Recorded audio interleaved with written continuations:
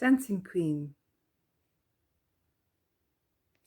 I'm 40, middle-aged, and I hope there's a bit of life in me yet. I get myself dolled up in my black vamp dress, feathers ruffling around my neck, and paint my fingernails with blood-red polish, and look sadly at myself in the wardrobe mirror. The dyed hair, bright, ever-hopeful eyes look back at me, despite life's hard knocks, the pointless optimism that has carried me through life. I wonder, do I look sad and fat and 40? I'm going to dance macabre on Mount Street tonight, which is apparently for the over 30s, and I'm told you're bound to meet someone there. I'm going on my own.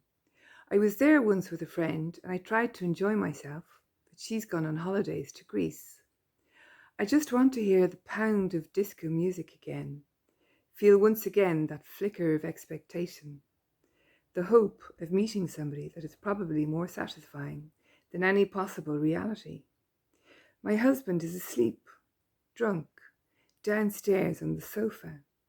I hope to God he doesn't leave the cooker on again, set the place on fire. I'm terrified.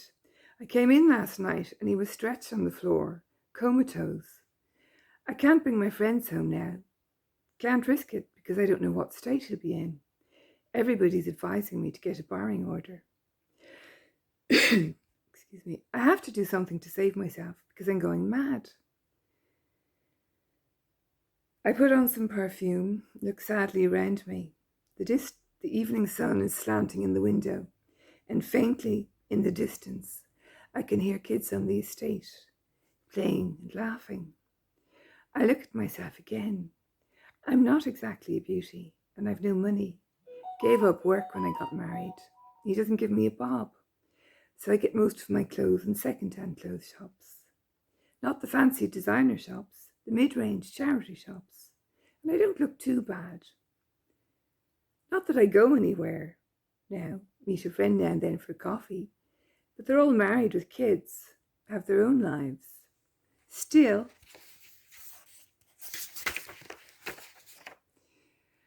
I couldn't survive without my friends and the odd cup of coffee. I suppose I should be pragmatic, think about training for a job, but I need to take some more urgent action tonight, and then I'll see about doing a back to work course. There's a bit of fight in this lady yet. The house we live in is a small, semi-detached house in a modest estate. My bed is a jumbled mess, and the air smells stale. My clothes are scattered everywhere. I'm neglecting myself, not bothering any more about my appearance, losing interest. I awaken in the mornings and curl into a ball of pain, where once I used to stretch pleasurably, pull back the curtains and jump from my bed into the shower, coming awake under the cascading water. But that was a long time ago. I'm willing to do anything to find company tonight, or that last sputtering spark of optimism in me is going to die. When I married Paul, I was so in love, so enraptured by him, so happy. I was introduced to him in a pub and sat down beside him. I was entranced the very moment I met him. Entranced by his sweetness. We were married within 6 months. At the time, I was working as a secretary. But when he started his business, I gave up my job and started to work for him. It was his shy, insecure charm that had won my heart. All I want tonight is to meet someone, to be touched like a dying plant needs water. My vanity is not a player.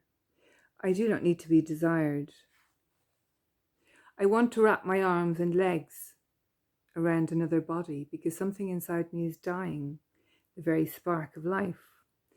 The man downstairs had nearly destroyed me. I had tried so hard to help him when he started drinking.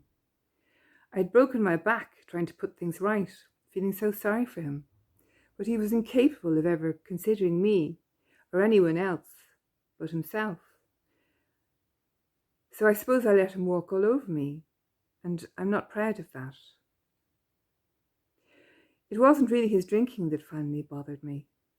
It was the shameful fact that I never really considered myself.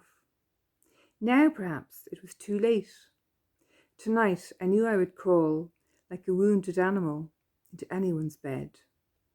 The hurt was ferocious after he started drinking, the insidious, poisonous abuse, the endless allowances I made for him. I looked at the sad, middle-aged woman in the mirror before me, and I realized that tonight, in some curious way, I was fighting for my life. My very will to live was at stake. After he left his job in the civil service and started a business, he then moved into buying property. He'd become such a bully, demanding more and more, drinking more and more, and I never knew who was the real man.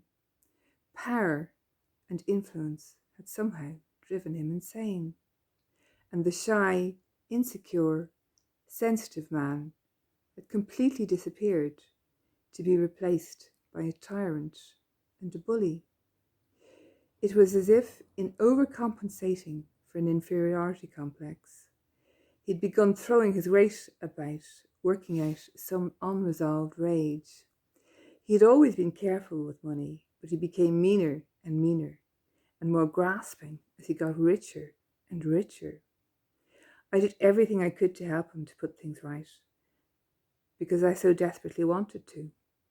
My entire life had disappeared, had been sucked down the drain. We stopped going out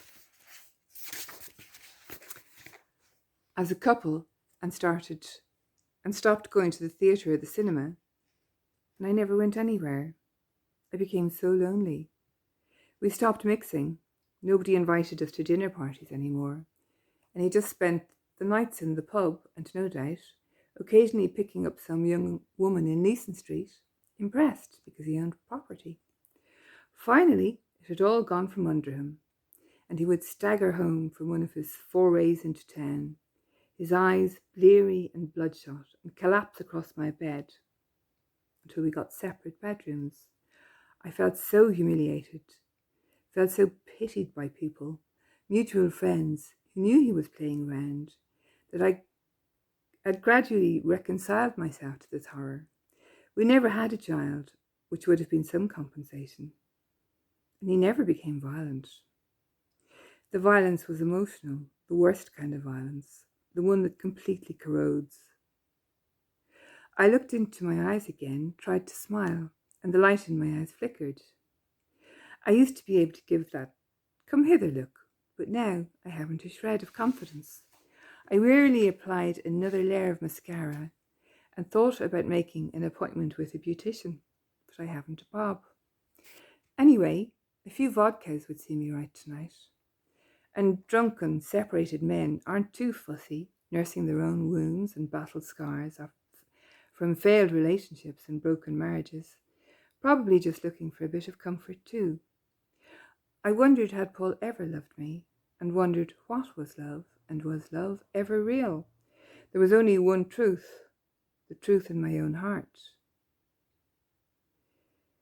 He could never consider me, could only ever consider himself, and I had simply mistaken weakness for gentleness when I met him.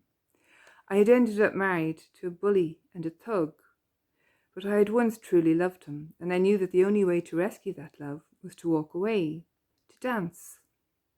I did a little twirl in front of the mirror and began to hum Dancing Queen. I didn't look that bad. I needed a truly human touch, needed to have my faith in human nature restored. Any drunken half-wit would do. Any yoke hanging around the bar at the end of the night would do. Any morsel of humanity. I shuddered slightly, flicked my feather boa over my shoulder, and went out into the night. I was anyone's tonight, anyone's at all.